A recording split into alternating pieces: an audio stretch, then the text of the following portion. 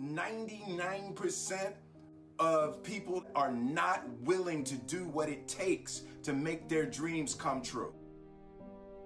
The Marines have a saying, everybody wants to go to heaven, but nobody wants to die.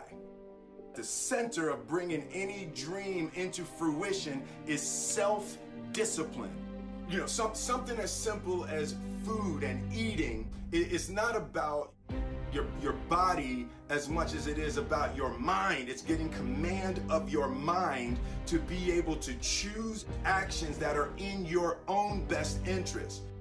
Every day we are choosing shit that's not in our own best interest. So if the world is attacking you and the world wants to fight you and the world's trying to hold you down, so you're gonna kick yourself in the balls?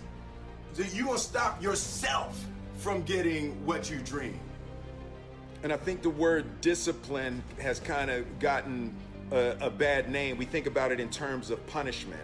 I'm not talking about discipline in that way. I'm talking about discipline in the sense that you forego immediate pleasure for the exchange of long-term self-respect.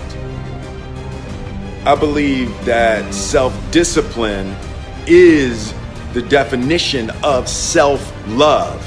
That when you say that you love yourself, that means that you have behavior towards yourself that is loving. Self-discipline is the center of all material success. You cannot win the war against the world if you can't win the war against your own mind.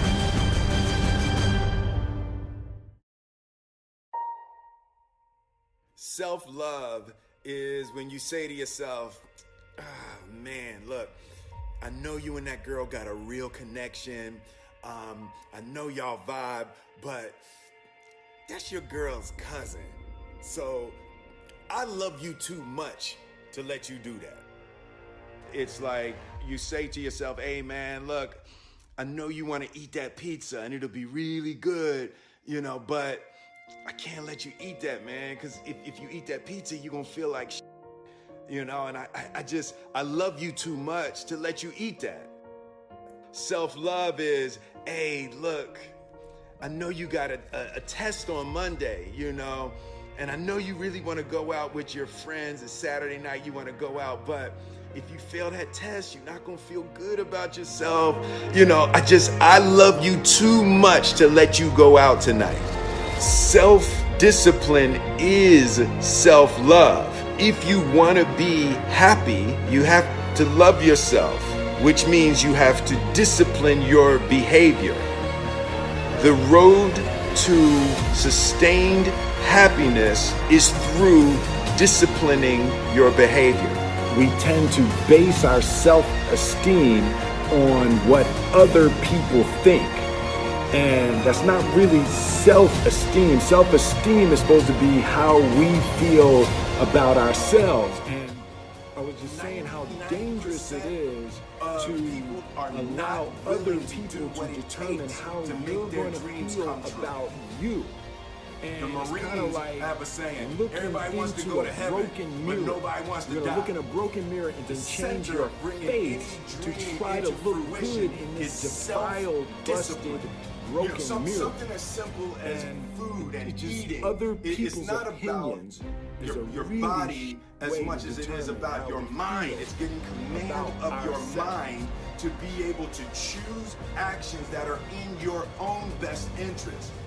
Every day we are choosing that's don't not matter in whose our fault own it is that best something interest. is broken. So if the world it's your is attacking you and the responsibility world wants to fight you and fix the world's it. trying For example, to hold you down, it's not somebody's so you gonna fault kick if their yourself in the father balls? was an abusive So you alcoholic. gonna stop yourself It's for damn from sure getting their what you responsibility to figure out how they're going to deal with those traumas and try to make a life out of it. It's not your fault if your partner cheated and ruined your marriage, but it is for damn sure your responsibility to figure out how to take that pain and how to overcome that and build a happy life for yourself.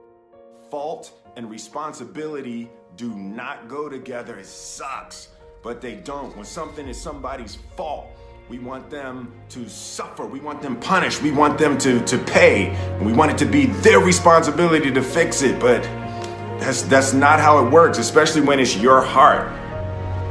Your heart, your life, your happiness is your responsibility and your responsibility alone. As long as we're pointing the finger and stuck in whose fault something is, we're jammed and trapped into victim mode. When you're in victim mode, you are stuck in suffering. The road to power is in taking responsibility.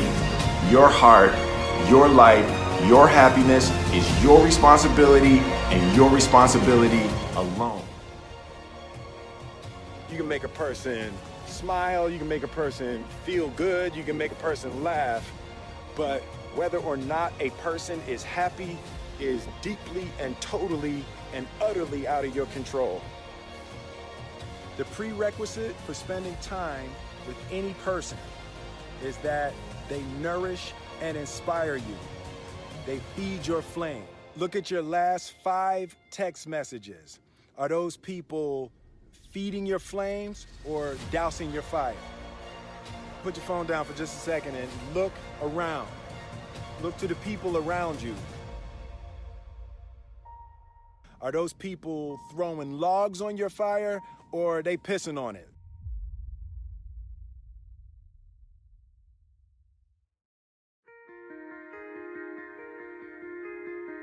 I want my life, I want my work, my family, I want it to mean something. And it's like, if you are not making someone else's life better, then you're wasting your time. The separation of talent and skill is one of the greatest misunderstood concepts for people who are trying to excel, who have dreams, that want to do things. Talent you have naturally. Skill is only developed by hours and hours and hours of beating on your craft. You don't try to build a wall. You don't set out to build a wall. 99% of people are not willing to do what it takes to make their dreams come true.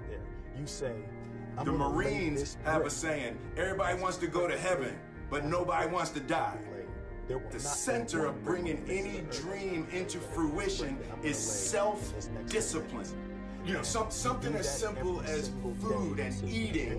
It's not about your body as much as it is about your mind. It's getting command of your mind to be able to choose actions that are in your own best interest. Every day, we are choosing that's not in our own best interest. So if the world is attacking you and the world wants to fight you and the world's trying to hold you down, so you're going to kick yourself in the balls? So you're going to stop yourself from getting what you dream? In that, I know for a fact that I'm stronger than I thought I was. You know, you can't help but ask yourself the question, what would I do if I was in Muhammad Ali's shoes? I'm motivated by fear. I hate being scared to do something. And I think what developed in my early days was the attitude that I started attacking things that I was scared of. Why were you scared in your bed the night before? What do you need that fear for? Just don't go. Why are you scared in your bed 16 hours before you jump? Why are you scared in the car? Why could you not enjoy breakfast? Fear of what? You're nowhere even near the airplane. Everything up to the stepping out, there's actually no reason to be scared. It only just ruins your day. You don't have to jump. And then in that moment, all of a sudden, where you should be terrified is the most blissful experience of your life. And God placed the best things in life on the other side of terror.